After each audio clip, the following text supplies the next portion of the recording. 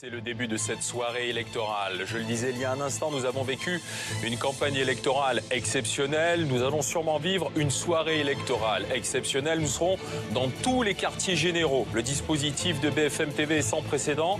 Dans tous les quartiers généraux, dans les bureaux de vote pour voir comment la France vote. Et justement, une estimation ce soir par l'Institut ELAB, qui est notre partenaire tout au long de la soirée, sur l'abstention, 20%. Nous allons le commenter dans un instant avec Bernard Sananès, nos premiers éditorialistes pour commenter ce début de soirée, Routel Krief, Hervé Gattegno, Laurent Neumann et Thierry Arnaud.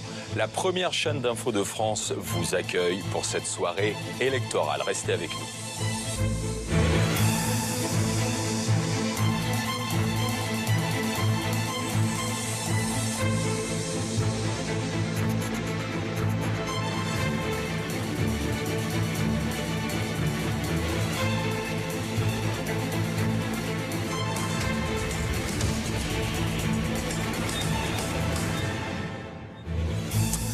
Soirée électorale, donc coup d'envoi sur BFM TV avec l'ensemble du dispositif, tous nos envoyés spéciaux qui sont à la fois dans les quartiers généraux, à la fois encore dans les bureaux de vote, puisque la France continue de voter jusqu'à 20h, heure de fermeture du dernier bureau de vote, et ce sera le temps de l'estimation. Voyons tout de suite justement un chiffre qui va nous occuper, qui va déjà provoqué pas mal d'analyses, c'est celui de l'abstention. 20% d'abstention, estimation à 20h signée de l'Institut ELAB, et son président Bernard Sananès est avec nous. Bernard.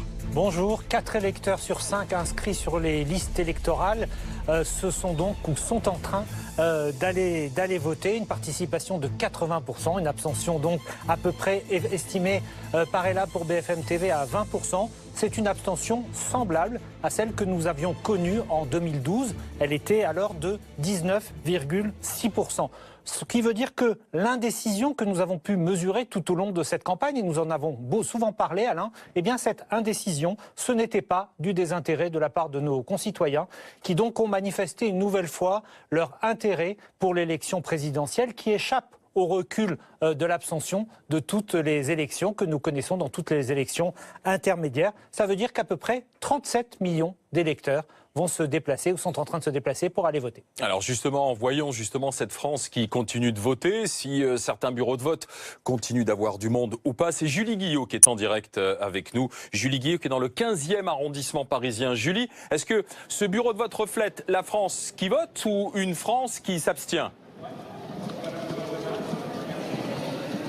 Alors plutôt une France qui vote. Ici, à l'heure où nous parlons, nous sommes à 66% de participation. C'est un petit peu en dessous du niveau national, certes, mais rien d'étonnant car traditionnellement à Paris, les gens votent plutôt en fin de journée. Et il y a tout de même du monde. Les assesseurs de ce bureau de vote me confiaient que le pic d'affluence avait véritablement été ce matin entre 8h et 14h. De longues files d'attente venaient peupler cette belle salle des fêtes de la mairie du 15e arrondissement. Là, c'est un petit peu plus calme. Nous avons d'ailleurs croisé tout à l'heure Stéphane, un papa qui est venu avec son fils voter justement juste après le goûter, histoire de ne pas attendre trop longtemps.